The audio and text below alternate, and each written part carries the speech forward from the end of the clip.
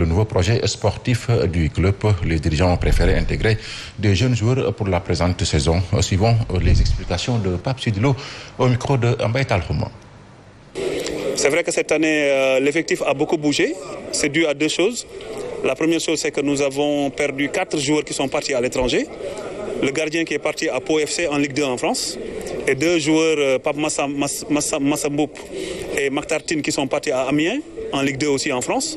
Plus Alassane Fall qui est parti au Maroc. Donc nous avons perdu 4 joueurs essentiels dans l'effectif, il fallait renouveler. Mais aussi avec le nouveau projet sportif que nous avons, il fallait rajeunir. C'est pour ça que cette année, sur les 30 joueurs sous contrat, les 21 sont des joueurs qui ont moins de 20 ans, les 2 ont 20 ans et les 7 ont l'âge senior. Ceci est dû aux nouvelles orientations des repreneurs du club.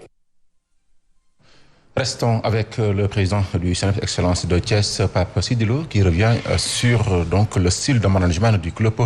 Selon lui, le CNEPS Excellence de Thiès facilite davantage l'accès de ces joueurs dans les différents clubs européens. Nous l'écoutons.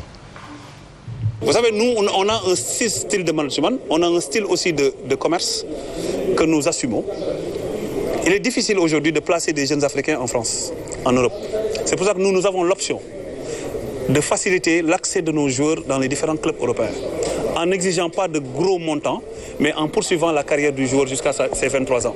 Parce que les droits des joueurs jusqu'à 23 ans sont garantis par la FIFA, selon les statuts du joueur et du transfert du joueur.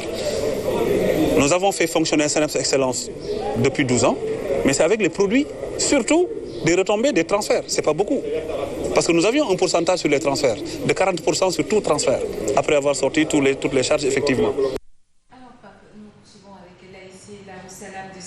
Qui dispose désormais de son terrain d'entraînement. Oui, Yacine, donc avant d'en venir à l'ASC Darussalam, nous allons parler donc de la présente saison qui débute dès ce samedi, Yacine, avec le derby de la banlieue entre l'AS Pikine et le Guédiawaye Football Club. Sur ce, la Ligue Pro va tenir une conférence de presse donc tout à l'heure à 11h donc ce matin. Et pour les autres rencontres prévues ce dimanche, on aura à 16h30 au stade de Mawadouad, Linguère contre Mbour Petite Côte, et donc au stade Fodé Wade, Djamar va jouer contre Azak Niambour, et au stade d'Ambao, on aura US Gorée contre CNEPS Excellence de Thiès, toujours ce dimanche. Donc au stade Djibril Diagne, on aura donc Génération Foot contre Djaraf, et au stade Aline Sitoé Diatta, Casasport qui reçoit Dakar Sacré-Cœur, et au stade Ibrahima Boy, on aura Douane contre Teungueth FC. Donc comme vous l'avez donc souligné tout à l'heure, l'équipe de football de l'AS Darussalam de Sébikotane, donc Yacine, a engagé ses compétitions dans les compétitions donc nationales, avait longtemps réclamé ce site de 2 hectares qui leur servait pour des activités sportives.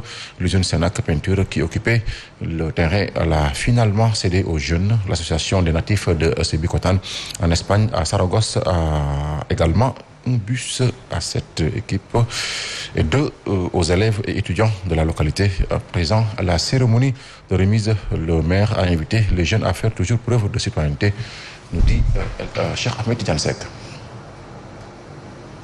Destiné à l'ASC Darussalam de Sébikotane, l'usine Sénac vient de satisfaire une vieille doléance.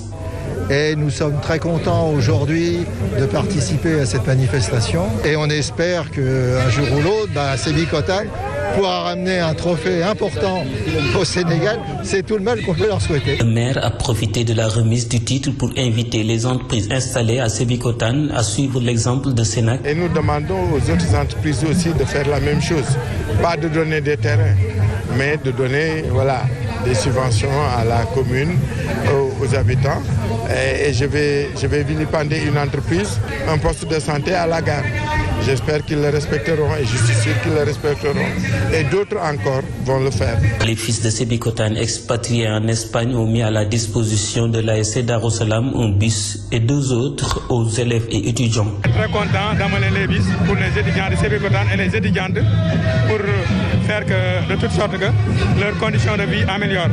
Vraiment, on a vu que les jeunes souffrent beaucoup pour se déplacer à Dakar ou bien pour le port de l'urbain de Diamniadio. Les structures de santé ainsi que les Badianougar ont reçu également des autorités municipales leurs subventions annuelles. Alors Pape, nous terminons avec le basketball féminin, le programme du tournoi de Montée des Ins, donc ce jeudi. Oui, le basketball, le programme 3e journée, tournoi féminin Montée D1, ce jeudi donc dans la poule A, on aura à 12h30 Louga Basket